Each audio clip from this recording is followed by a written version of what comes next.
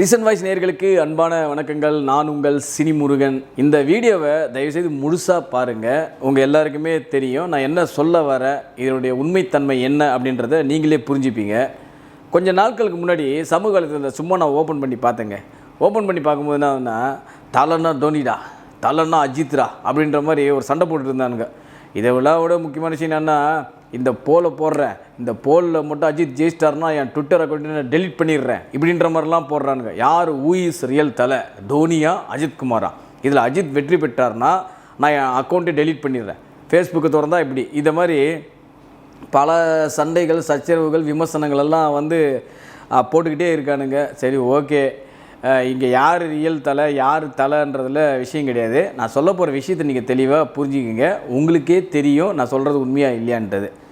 இந்த தலைன்ற வார்த்தை எப்போ ஃபேமஸ் ஆச்சு உங்கள் எல்லாருக்குமே தெரியும். 2001ஆம் ஆண்டு பொங்கலை முன்னிட்டு வெளியேந்த தீனா திரைப்படத்தில் வத்திக்குச்சி பத்திக்காதுடா அப்படின்னு ஒரு பாடல் வரும். அந்த பாட்டுக்கு நடுவில் ஒருத்தன் ஆடிட்டு போகும்போது மகாநதி சங்கர் அவர்கள் ஏய், தலை இருக்கும்போது வாழாடக்கூடாது, தலை நீ ஆடு தலை அப்படின்னுவார்.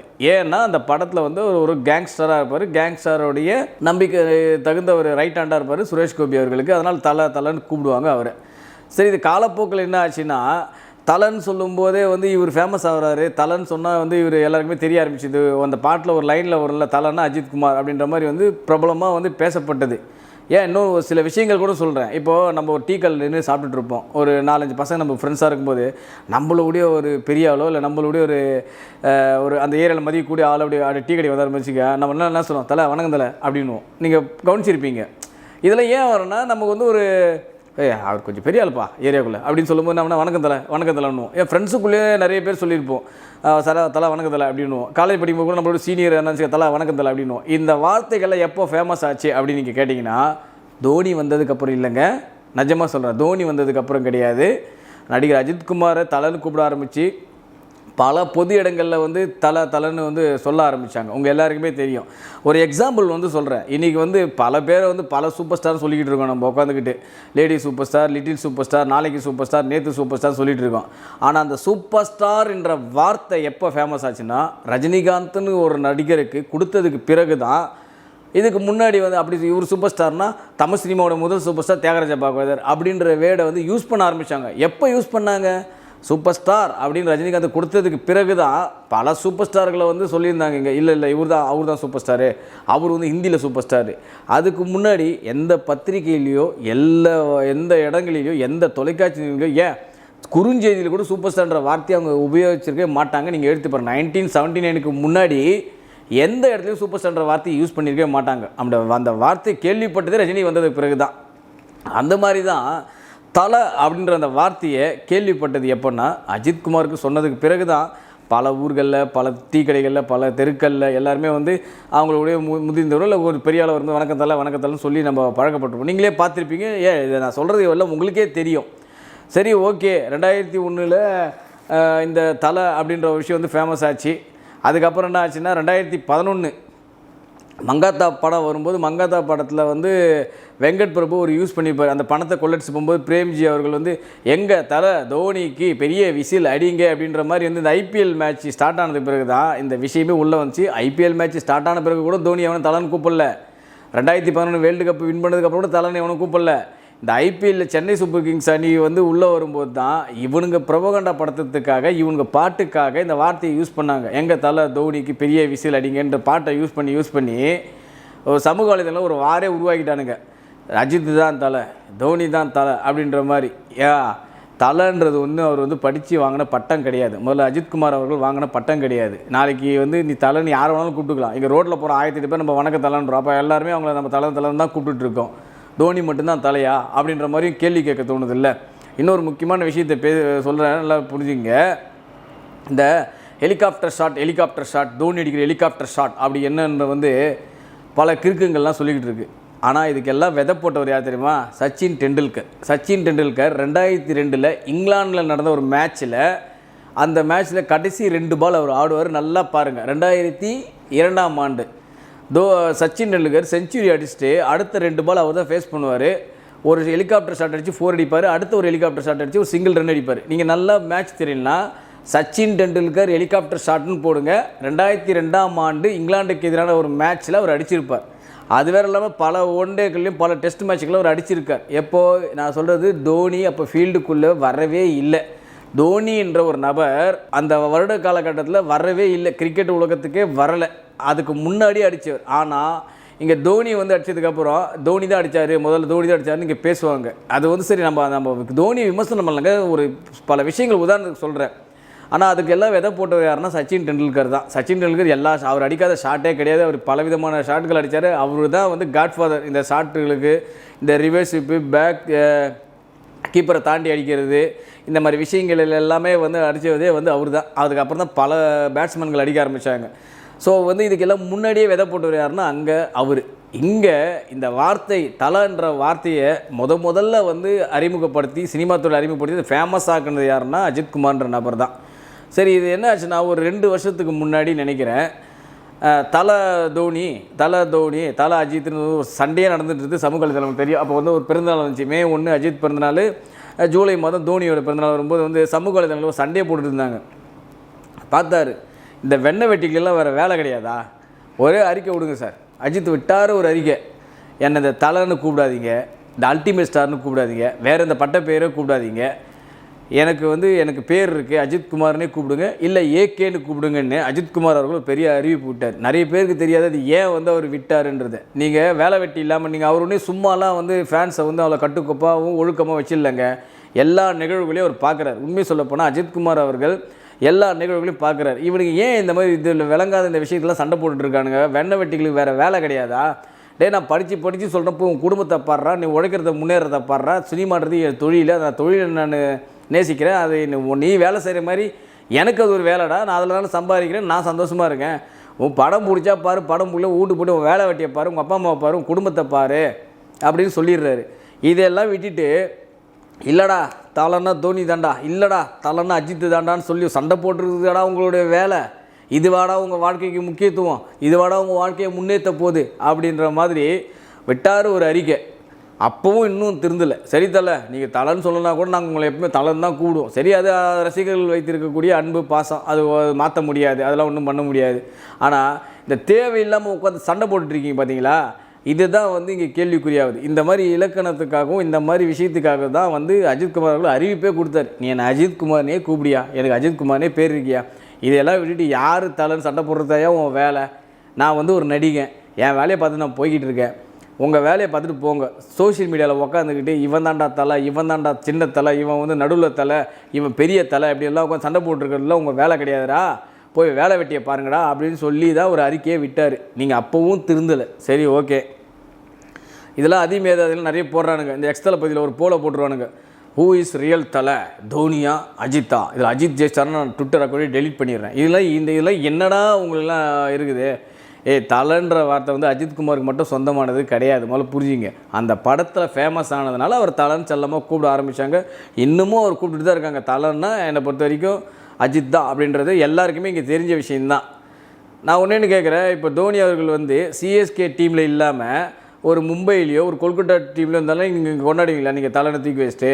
ஒரு நபர் கூட பேட்டி கொடுத்தாரு, என்னென்ன 40,000-50,000 பேர் உட்காந்துருக்கிற ஒரு ஸ்டேடியத்துக்குள்ளே நடுவில் போயிட்டு தலை அஜித்குமார்னு ஒருத்தன் போஸ்டர் காட்டி நிற்க முடியும்.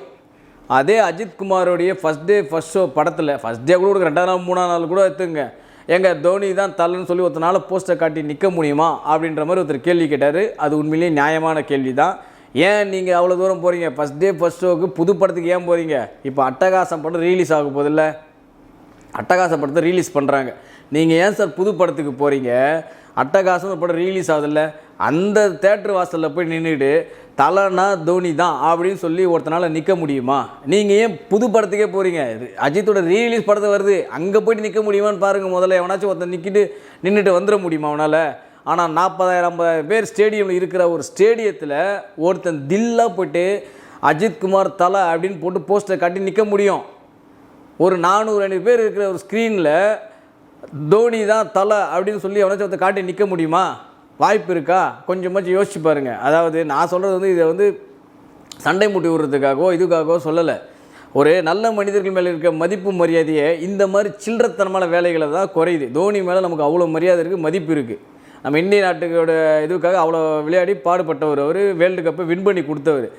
அவர் இதெல்லாம் வச்சுக்கிட்டு இந்த மாதிரி சில்லறத்தனமான வேலைகள் பண்ணுறதுனால தான் ஒருத்தர் மேலே இருக்கிற மதிப்பும் மரியாதையும் இந்த மாதிரி சில்லற பசங்களால் வந்து அவங்களுடைய இது ஸ்பாயில் ஆகிறத கெடுக்க விரும்பக்கூடாது. எப்போவுமே வந்து அது தவறான ஒரு செயல். இன்னொரு முக்கியமான விஷயம் சொல்கிறேன், நல்லா கேட்டுங்க. இதை பார்த்தீங்கன்னா அந்த சின்ன பசங்களை டிஷர்ட்டை மாட்டி அமுச்சு விட்ருவாங்க. நான் நிறைய பார்ப்பேன் ரோட்டில், நான் அவர் மேலே பார்ப்பேன். மெஸ்ஸி டிஷர்ட்டை மாட்டி அமுச்சு விட்ருவாங்க. தெரியும், அர்ஜென்டினா ஃபுட்பால் பிளேயர் மெர்சி இருக்கார்ல, அவருடைய டிஷர்ட்டை மாட்டிட்டு நிறைய பசங்க சுற்றுவானுங்க. பார்த்தீங்கன்னா அவன் யார், அவனை போட்டு கேளுங்களா மெஸ்ஸி எந்த நாட்டை சேர்ந்தவர், அவர் என்னன்னு கேளுங்களா, எதுவுமே தெரியாது. சும்மா இல்லைங்க எல்லோரும் மாட்டிகிட்டு இருக்கேன், நான் மாட்டிகிட்டு இருக்கேன்னு நீங்கள் கவனிச்சிருப்பீங்க. நிறைய பேர் சார் இந்த மாதிரி நிறைய பேர் சார் நிறைய பேர் இருக்கானுங்க. இந்த மாதிரி விராட் கோலி டிஷர்ட்டை மாட்டிப்பானுங்க, டோனி டிஷர்ட்டை மாட்டிப்பானுங்க. அவங்களாம் என்னன்னே தெரியாது. ரோஹித் சர்மா டிஷர்ட்டை மாட்டிப்பானுங்க. அவங்களாம் கூட்டுமே கேட்டு பாருங்களா, என்னன்னே தெரியாது அவங்களுக்கு. ரோஹித் சர்மாவோட தலைமையில் மும்பை இந்தியன்ஸ் எத்தனை முறை வந்து கப்பை வின் பண்ணிருக்குன்னு கேளுங்க, தெரியாது. மெஸ்ஸி வந்து எந்த நாட்டோட ஃபுட்பால் பிளேயர்னு கேளுங்க, தெரியாது. எல்லோரும் மாட்டிகிட்டு இருக்காங்க சார் டிஷர்ட்டு, நானும் மாட்டிகிட்டு இருக்கேன்னு சொல்லி இந்த மாதிரி கிறுக்குகள் தான் இங்கே நிறைய சுற்றுதுங்க. இந்த மாதிரி கிறுக்குகள் பண்ணுற வேலை தான் இந்த மாதிரி சண்டையை மூட்டி விடுறது. தலைனா இவர், தலைனா அவர் அப்படின்ற மாதிரி இந்த மாதிரி அறிவுஜீவிகளுக்கு தான் செருப்படி கொடுத்த மாதிரி அஜித் அவர்கள் அன்றைக்கி அறிக்கை கொடுத்துட்டாரு. இதெல்லாம் உங்கள் வேலை கிடையாது, எனக்குன்னு ஒரு பேர் இருக்குது, அந்த பேரையே சொல்லி கூப்பிடுங்க.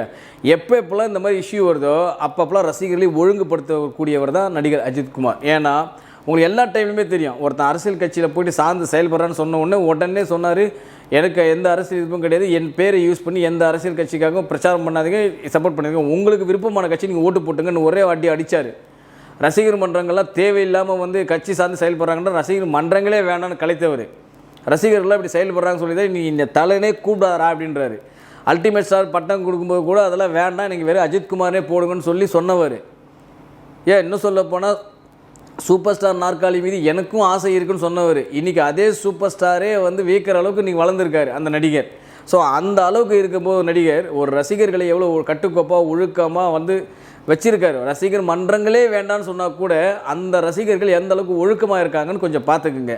இது இந்த வேலை வெட்டிலாம் விட்டுட்டு நாளைக்கும் வந்து திரும்பவும் உட்காந்து சமூக வலைத்தளங்களில் சண்டை போடுறது யார், தலைனா யார், நாங்கள் தான்டா தலை, நீங்கள் தான்டா தலை சண்டை போடுறதை விட்டுட்டு போய் உங்கள் வேலை வெட்டியை பாருங்கள். அதுதான் அஜித்குமாரோட ஆசையும் என்னோட ஆசையும். இன்னொரு முக்கியமான நிகழ்வு உங்களுக்கு ஞாபகப்படுத்திடுறேன். இயக்குனர் கௌதம் மேனன், அவர் வந்து தெரியும் நினைக்கிறேன், ஒரு காலேஜ் ஃபங்க்ஷனில் ஒரு 2011 ஐ திங்க் 12 நினைக்கிறேன், ஒரு காலேஜ் ஃபங்க்ஷனில் போய் கலந்துக்கிறாரு. அங்கே வந்து ஒரு ஸ்டூடெண்ட் வந்து கேள்வி கேட்குறாரு, சார் தலையை வச்சு எப்போ நீங்கள் படம் பண்ண போகிறீங்க அப்படின்னு ஒரு கேள்வி கேட்டார். அப்போ எல்லாம் தலைன்ற வார்த்தைக்கு வந்ததுனால ஓன்னு கத்த ஆரம்பிச்சிட்டாங்க. அஜித்குமாரோடைய பேரை சொன்னதுனால கௌதம் மேனன் வந்து சும்மா இல்லாமல் என்ன பண்ணுறாரு, தலைன்னா யார் எனக்கு தெரியாது அப்படின்ட்டார். அவர் ஒரு வார்த்தை சொல்லிட்டார். அதுக்கப்புறம் அவரை வச்சு செய்யின்னு செஞ்சானுங்க. எங்கே போனாலும் அவர் வந்து விடலை. உங்கள் அஜித் ரசிகர் உங்களுக்கு தெரியும் நினைக்கிறேன். கடைசியில் என்ன ஆச்சுன்னா, அவர் எடுத்த படமும் ஓடல, அவர் தயாரித்த படத்தை ரிலீஸ் பண்ண முடியல, ஏகப்பட்ட கடந்தொல்ல, ஒரு வருஷம் ஆளே இல்லை. கௌதம் மேன்ற ஒரு நபர் தமிழ் சினிமா உலகத்தில் ஆளே இல்லாமல் இருந்தார். ஒரு 2013 ஐ திங்க் 14 நினைக்கிறேன். அந்த வருஷத்தில் அவர் ஆளே இல்லைங்க. கௌதம் மேன்ற ஒரு நபருக்கு ஒரு வருஷமும் ஒரு நியூஸும் இல்லை, ஒன்றுமே இல்லை. என்ன பண்ணுறதுனே தெரியல. திடீர்னு வந்து அஜித் அவர்கள் வந்து அவர் கூப்பிட்டு அவர் ஃபீல்ட் அவுட்டு, டோட்டலாக கௌதம் மேனனோட கெரியர் காலிங்க அப்படின்ற மாதிரி முடிவே பண்ணிட்டாங்க. அவர் அவ்வளோதான் டோட்டலி வாஷ் அவுட், காலி. ஒரு சின்ன ஒரு அசிஸ்டன்ட் டைரக்டராக கூட வந்து படம் பண்ண முடியாத நிலமையில் வந்து ஓடி ஒளிஞ்சிக்கினார்லாம் சொன்னாங்க. அப்படி இருக்கும்போது அந்த நபரை கூப்பிட்டு படம் பண்ணார். யார், எண்ணெய் எறிந்தால் ஒரு படம். அப்போ கௌதம் மேனன் ஒரே வார்த்தை தான் சொன்னார். என்ன சொன்னார்னா, சார் உங்கள் ரசிகர்கள்லாம் வந்து என்னை சமூக வலைதளத்தில் பயங்கரமாக கிண்டல் பண்ணுறாங்க சார். நான் மாதிரி தெரியாமல் நான் வந்து அன்றைக்கி வந்து நிறைய பேர் வந்து ஒருத்தரும் ஒன்று சொல்லியிருந்தாங்க அன்றைக்கி அந்த காலேஜ் டேஸில். நான் சொன்னதை அவங்க தவறாக புரிஞ்சுக்கிட்டாங்க. நான் வந்து ஒருத்தர் வந்து சூர்யானாங்க, ஒருத்தர் வந்து அதில் தான் கேட்டேன், யார் உங்கள் தலை யார் அப்படின்னு நான் கேட்டேன். அதை அவங்க வந்து அவங்க தவறுதலாக புரிஞ்சுக்கிட்டாங்க அப்படின்னு சொல்லும்போது, அதெல்லாம் விடுங்க கௌதம், நம்ம பட வேலையை பார்ப்போம் அப்படின்ட்டார். ஒரே வார்த்தை சிம்பிளாக அவர் சொல்லிட்டு போயிட்டேட்டார். அவர் கடந்துட்டார். அவர் அதை பற்றி கேரே பண்ணல அஜித்குமார் அவர்கள் அப்படின்ற மாதிரி சொல்லி தான் அதுக்கப்புறம் தான் அந்த எண்ணெய் இருந்தால் ஒரு திரைப்படம் பண்ணாங்க. உங்களுக்கு தெரியும், அந்த படம் வெற்றி படமாக அமைஞ்சுது அவங்களுக்கு. அதுக்கப்புறம் தான் கௌதம் மேனன் வந்து ஓரளவுக்கு வந்து தமிழ் சினிமா உலகத்தில் ஒரு நீடித்து நின்னார். அதுக்கப்புறம் 2-3 படங்கள் 4-5 படங்கள் இயக்குனர், உங்களுக்கு தெரியும் நினைக்கிறேன்.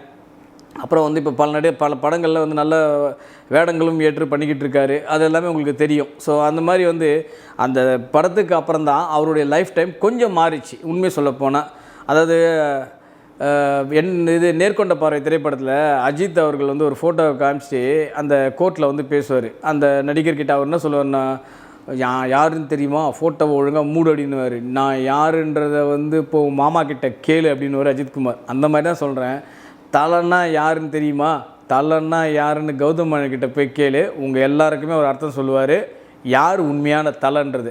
இது மூலமாக சொல்ல வர்றது என்னென்னா, இந்த மாதிரி வெட்டித்தனமாக சண்டை போடுறதை விட்டுட்டு இவர் தான் தலை அவர் தான் தலை, இதனால் வந்து உங்கள் வீட்டில் வந்து ஒரு வேளை சோறு வெடிக்க போகிறதும் கிடையாது, உங்களுக்கு வந்து இப்போ அரிசி பருப்பு மண்ணெண்ணெய் ரவை எல்லாமே உங்கள் வீடு தேடி வரப்போகிறதும் கிடையாது. நீங்கள் சண்டை போடுறதுனால போய் உங்கள் பொழப்பை பாருங்கள். அதை தான் வந்து அஜித்குமாரோடைய சொல்லக்கூடிய கருத்து.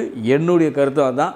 என்னை பொறுத்தவரை கேட்டிங்கன்னா, முதலாக ஒருத்தருக்கு யூஸ் பண்ணுறாங்களோ அந்த வார்த்தை அதுக்கு முன்னாடி இருந்து, அதாவது வந்து இது வெளியிலேருந்து வாங்கி யார்கிட்ட பிடுங்கின பட்டமும் கிடையாது, யாருக்கிட்டேருந்தோ யாரோ போட்டுக்கின அடைமொழித்திக்கு வந்து நம்ம போட்டுக்கினதும் கிடையாது. உண்மையை சொல்லப்போனால் அது வந்து செல்லமாக அழைக்கப்பட்ட ஒரு பேர். இது வந்து அரசாங்கம் கொடுத்ததோ இல்லை அவர் படித்து வாங்கின பட்டமோ இல்லை யாரும் எடுத்துக்கக்கூடிய அளவுக்கு வந்து கொடுக்கப்பட்ட விஷயங்களோ கிடையாது.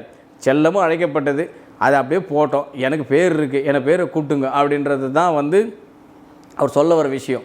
எப்போவுமே ஒருத்தருடைய அடைமொழி முதல்ல ஒருத்தர் அழைச்சிட்டாங்கன்னா காலம் முழுக்கும் அது அவருக்கு தான், அவர் தான் சாரம். அவர் தான் சொந்தம் சொல்ல முடியாது, அது அவர் தான் சாரம். நீ எத்தனை பேர் வேணாலும் கொண்டுக்கு போயா, ஆனால் முதல்ல நாங்கள் அழைச்சது அவர் தானேயா அப்படின்னு சொல்லலாம். இப்போ எம்ஜிஆர் மாதிரி 1008 எம்ஜிஆர்கள் உருவானாங்க. கருப்பு எம்ஜிஆர், சிவப்பு எம்ஜிஆர், மஞ்சள் எம்ஜிஆர், பச்சை எம்ஜிஆர்னு. ஆனால் எம்ஜிஆர்ன்றது ஒருத்தர் தான். அவரை ஃபாலோ பண்ணி தானே நீங்கள் அடுத்தது எல்லாருமே நீங்கள் சொல்ல ஆரம்பிச்சிங்க. அதே மாதிரி தான் சூப்பர் ஸ்டார் ரஜினிகாந்த்னா சூப்பர் ஸ்டார் மட்டும்தான். அதுக்கப்புறம் தான் நானும் சூப்பர் ஸ்டார் ஆவேன், நானும் வந்து லேடி சூப்பர் ஸ்டார், நான் யங் சூப்பர் ஸ்டார், நான் லிட்டில் சூப்பர் ஸ்டார், நான் இன்றைக்கி ஒரு நாள் சூப்பர் ஸ்டார் அப்படின்றதுலாம் வந்து பல பேர் வச்சுக்கலாம். ஆனால் முதல்ல நம்ம அழைத்தது யாரை, அவங்க. அதனால் எந்த விஷயமா இருந்தாலும் முதல்ல நம்ம அழைத்த நபரை தான் காலம் முழுக்க கொண்டாடுவாங்க. இதுதான் இங்கே இருக்கிற நிதர்சனமான உண்மை. தயவுசெய்து இதெல்லாம் சண்டை போடுறது, இந்த மாதிரி பேசிகிட்டு இருக்குது, இந்த மாதிரி வந்து இவன் தாண்டா பெரியாள் அவன் தாண்டா பெரியாள் சொல்கிறது, இதெல்லாம் விட்டுட்டு உங்கள் வேலை வெட்டியை பார்த்தீங்கன்னா உண்மையான தலை யாருன்னு உங்களுக்கே தெரியும். நம்ம மீண்டும் சந்திப்போம். நன்றி, வணக்கம். இது போல பல வீடியோக்களை கண்டு மகிழ எங்களது ரீசன்ட் வாய்ஸ் சேனலை மறக்காம சப்ஸ்கிரைப் பண்ணுங்க.